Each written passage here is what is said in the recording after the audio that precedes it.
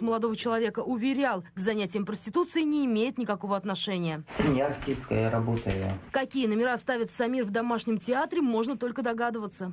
У меня регистрация, документы, все нормально, я не занимаюсь проституцией. Я на концертах выступаю.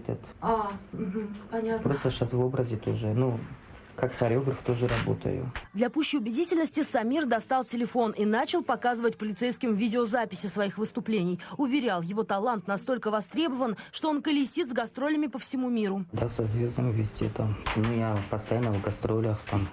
Это во Франции, чистая вода, там такой фестиваль. Полицейский рейд грозил превратиться в рекламную акцию, шоу для любителей нетрадиционных развлечений. Тогда оперативники решили показать задержанным свои улики. Рекламные объявления, которые они нашли на интернет-сайте, на них фотографии Самира с предложением развлечься по-взрослому и контактный телефон. Организовать свидание с красавицей мужского пола, как выяснилось, было непросто.